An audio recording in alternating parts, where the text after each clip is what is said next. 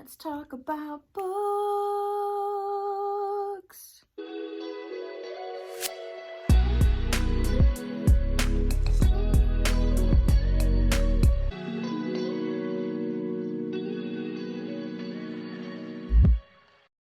Hey guys, my name is Allison.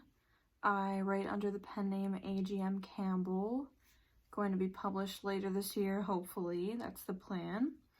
And today I'm going to talk to you about all the books I read in Q1, quarter one of 2021. And I, for one, am impressed because I haven't read this many books since I was like in 5th grade. Because when I got into middle school and high school and I had all that homework, I didn't feel like I had enough time to read. I like couldn't focus whenever I tried to. And obviously college was even worse, so kind of dropped that for a while, but now I'm forcing myself to get back on the boat of book reading, if book reading happens to take place on a bus or boat. Anyways, the reason why this happened, I think, is because I discovered audiobooks, and you'll see that almost every book that I consumed this first quarter was an audiobook form. And that's because my job, I do data entry as a day job, and some of it's kind of mindless, and so I'm able to do things like listen to audiobooks while I work. And makes it much easier to get through because audiobooks tend to be 8 or more hours long, and when I work an 8-hour shift, it's kind of perfect. I can read like at least an audiobook a week or more, depending on how crazy I'm feeling. But anyways, technically I could probably read one a day, but I like to do other things rather than just listen to words all the time. But anyways, let's get started. The first book I read this year was called You by Caroline Kepnes. And yes, you may recognize the cover because it was a Netflix adaptation show of it. And I did watch the show first. I did not know it was a book. In fact, I forget how I discovered that it was a book, but I was like, oh, this will be a fun thing. And so I just decided to listen to it. And yeah, it was pretty crazy, just like the show. It's pretty sexy, and it's pretty scandalous and horrifying and full of murder thriller things, because it's basically about a stalker. I mean, the protagonist is a stalker, although you tend to be kind of influenced by him at times, and you're almost on his side, even though you know he's crazy. Anyways, it was super entertaining. It made me laugh many times. It was just a very interesting narrator point of view to hear a story through, and it made it more fun that I had seen the show, so I knew kind of where it was going. So I recommend that if you enjoyed the show, if you're into like thriller, creepy, sexy stuff. Yeah, it was pretty good. I would give it a 4 out of 5 probably. It was super entertaining and fun. The second book that I read was The Witch's Key by Sarah Cannon. And if you are on AuthorTube here, you may know the name Sarah Cannon because she runs the AuthorTube channel Heart Breathings, and she's very well known for spreading her expertise. And she actually did a series on her author channel, Sarah Cannon, where she read aloud some of her books, and The Witch's Key is the first one she did that with, and she was actually kind of writing it as she was reading it live for her fans. So that's pretty cool. And I was like, okay, I have to experience this, even if it's not live, even if it's like a couple months after it aired.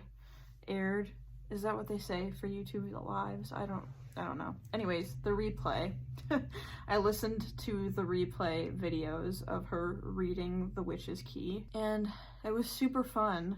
Young adult fantasy super witchy. I mean, witch is in the title. And mystical, and I don't know how to say much more without spoiling it, to be honest, but I definitely recommend it. It was super fun, and I know she's gonna be working on getting the sequel out to us before too long, hopefully later this year, and so I'm looking forward to continuing that journey. And then I would probably give that a 4 out of 5 as well. I tend to be pretty generous with my reviews, but also I don't give 5 out of 5 like super often. So anyways, next I read Practical Magic by Alice Hoffman, which is also pretty well known. I had seen the movie first, of course, one of my faves, especially around Halloween. And I enjoyed the book a lot. I thought it was super different from the movie. So if you liked the movie and you kind of want more into that, like, perspective, universe, whatever, I recommend checking out the book, but it's going to be different.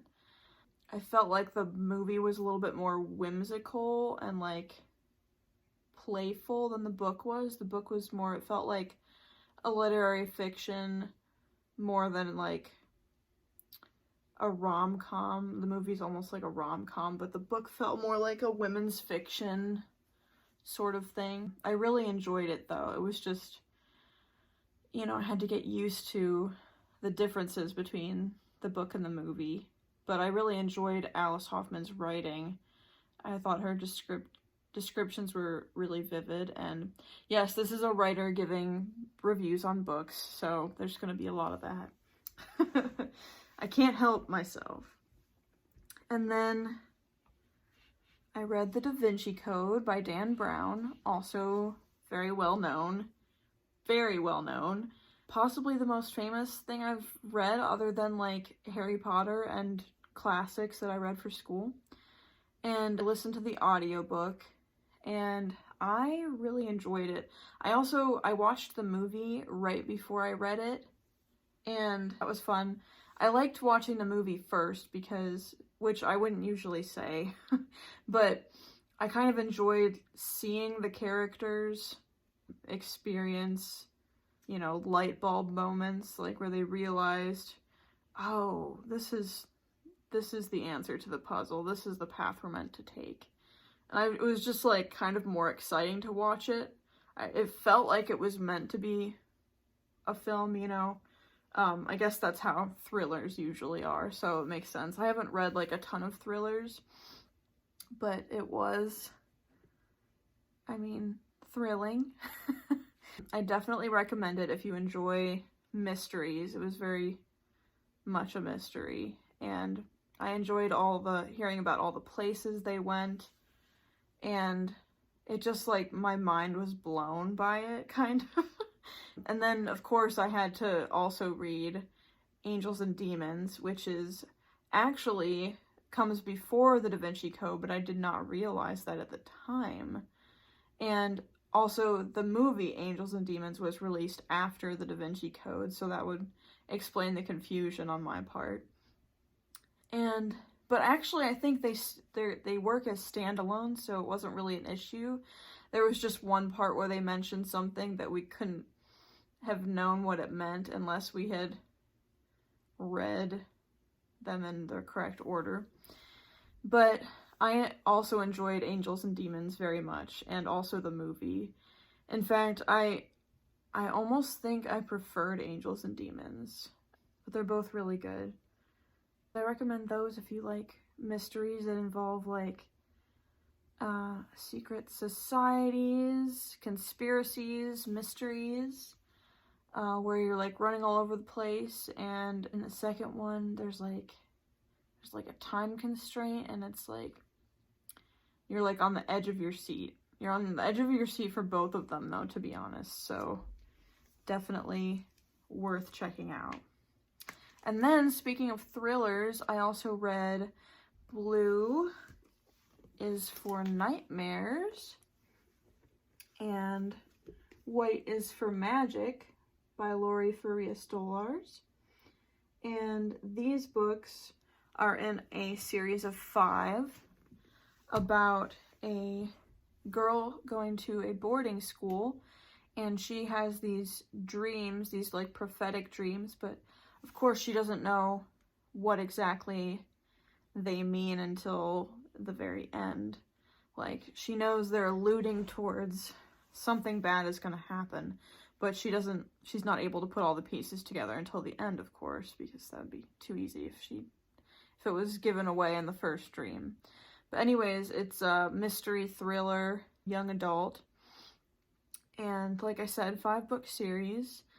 I read the first 2. I'm currently reading book 3, and in the third one, it's like the summer after they graduate high school, so it's kind of young adult, new adult, that age group. And the writing is very unique. I think it's very, like, the characters are kind of funky, some of the characters, and sometimes what they say doesn't make sense. It's like a very unique sense of humor, and like the writing is very concise.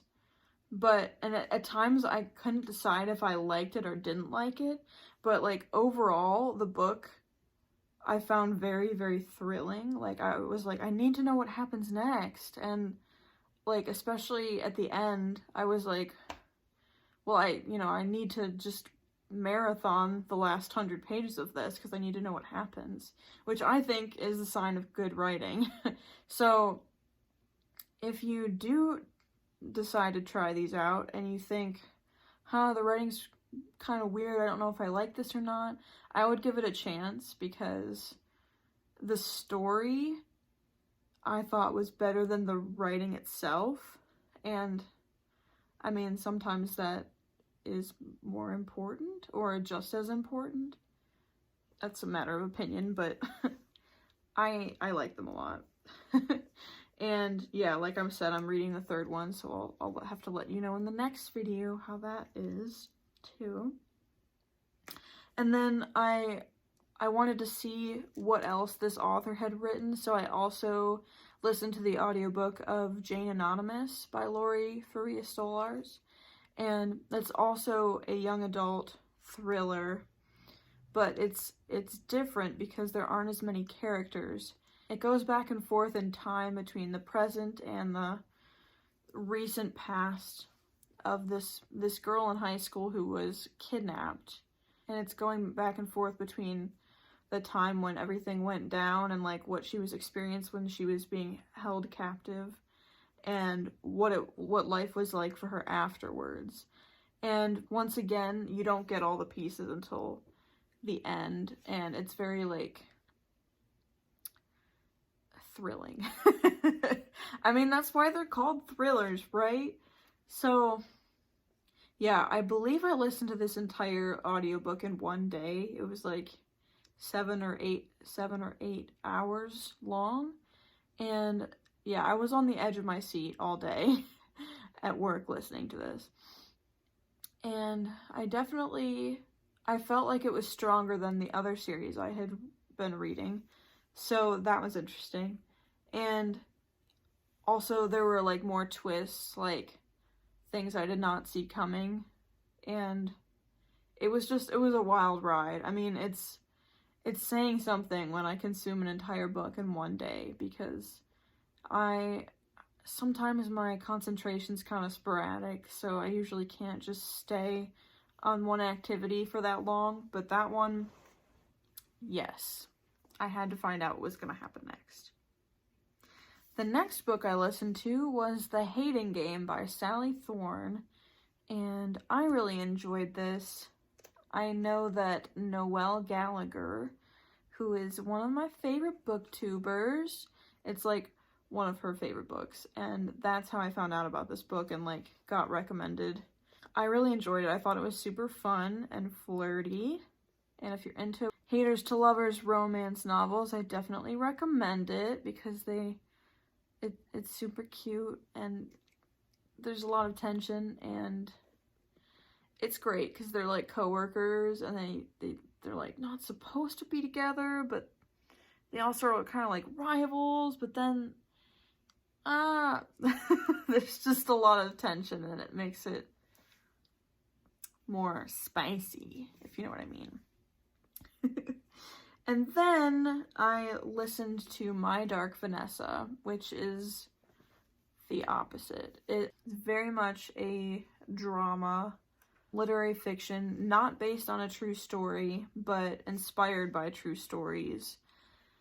And it's about a girl who went to boarding school and was essentially seduced by one of her teachers and ended up in a sort of relationship with him, and basically how he affected her life. It also jumps back and forth in time between the time when everything was going down and after the fact, kind of like Jane Anonymous, which I really like that format, especially because for this audiobook, the narrator did a masterful job of capturing the voice of the character in these different points in time, because you could tell in the way that she spoke that she was being the teenage version of herself versus the 30-something who was just kind of like exhausted with life, feeling this weight on her shoulders. It was just like totally interesting that this is one person doing these voices of the same character at different points in her life. I just thought that was like really well done, and it totally added to the experience. So kind of hard to listen to, but it was very well written, I thought, and very well performed. So I would definitely give that a 4 out of 5. I forgot to rate the other ones because I don't know how to do a review video. But I can go over that at the end. The Duke and I by Julia Quinn. Now, if you've seen Bridgerton or heard of Bridgerton, it is a Netflix show, miniseries. I think miniseries is what you would call it. I don't know exactly how many seasons they're gonna do, but anyways, it's based off of this Bridgerton book series, book 1 being The Duke and I. And since Bridgerton was like just blowing up all over the place, I thought I would explore by listening to the audiobook. And I kind of did that while I was watching the show, or I started listening to it after I'd seen the first couple episodes, and I kind of enjoyed them at the same time. And there definitely were a lot of differences, because as a show, they're trying to blend together all these different storylines, but in the series, I believe that each book focuses on a different couple, because a lot of romance books do that. That tends to be pretty common in romance series. And so this book was very heavily centered on the Duke and that girl whose name I can't think of right now because it's been a while. But it was okay. It was well written. It was entertaining. I'm glad that I was reading it and watching the show, because then I kind of knew what was coming in the show, and I was like, ha, I know what's up. And yeah, it was fun. I'm not sure if I'm gonna end up listening to the other ones, because historical romance isn't my preferred romance niche, but we'll see. And then I listened to Beach Read by Emily Henry, another popular romance right now. Another sort of haters to lovers. It's sort of haters to lovers and also sort of second chance lovers, because they kind of knew each other back in college, and there's kind of some crush stuff happening, but then they're sort of rivals because they're both writers, and they end up in vacation homes next to each other, both trying to write books, and they decide to swap genres and like compare notes and go back and forth, and it's pretty cute, and there's drama, and takes place by the beach, and like small town vibes, and it's also pretty cute. Monocle me. And only 2 left. I listened to Get a Life, Chloe Brown by Talia Hibbert, and this one I loved so much. It was probably my favorite of the whole month, and that is because the main character has chronic pain. Yay for chronic pain! No, it's just because I had never heard of a book with a protagonist having chronic pain before, and I suffer from chronic pain, and it's just nice to be acknowledged. It's nice to know that I'm not the only one and that we can be protagonists too. And also, I really liked the love interest, and it was just super romantic and sexy and sweet all at once. And there was a cat. Need I say more? I loved everything about it. Also, yeah, I just love every single thing about it, and everyone should go read it and listen to it and everything. I also really enjoyed the narrator. I thought she had a really quirky voice, and it worked really well because she kind of captured how the main character is kind of snooty at first, but then she also had a very different voice for the guy, and I thought it was fun. So, super fun, cute and flirty and sexy and sweet. So go read that, please. It's super fun. And then I listened to Red, White, and Royal Blue by Casey McKiston. And this was fun too, but in a different way because there was a lot of like politics in it. American politics and British politics, but mostly American politics. About the first son, the son of the first female president, and a prince of England, and they kind of like each other, and it's kind of real cute. And obviously forbidden lovers, so that's always good. Everyone likes forbidden love in a romance novel. So yeah, that was real cute. I'm not a huge politics person, but I did enjoy the story, and the stakes were real high, so, you know, I was like, oh, what's gonna happen? There's no way this can have a happy ending. And, well, I'm not gonna give anything away because that'd be rude. And that was the last book. I read 14 books in 3 months. Because I'm crazy. I was also, if you're wondering why I read so many romance novels this time, it's because I was participating in something called Steamathon, hosted by iWriterly, aka Meg Latour, here on AuthorTube. And it was very fun. There was like a bingo card with different genre niches in romance, and you like tried to get bingo. And that's why I read so many romances, because I was like, oh, I gotta get this square next. And then, I mean, all these books were like on my to be read pile in my brain, but this was the extra kick in the pants I needed. Apparently I just need to make a bingo card to get myself to read certain things, so I basically need to make a game out of my life in order to live it sometimes, but that's okay. So, to recap, You by Caroline Kepnes, I would give 4 stars. The Witch's Key by Sarah Cannon, I would give 4 stars. Practical Magic by Alice Hoffman, also 4 stars. The Da Vinci Code, let's see, are any of these not 4 stars? Get a Life, Chloe Brown is definitely 5 stars. Yeah. And The Duke and I's 3, but also I'm not that into historical stuff. So, you know, take that with a grain of salt. And other than that, I really enjoyed everything. And it was a very fun 3 months of reading.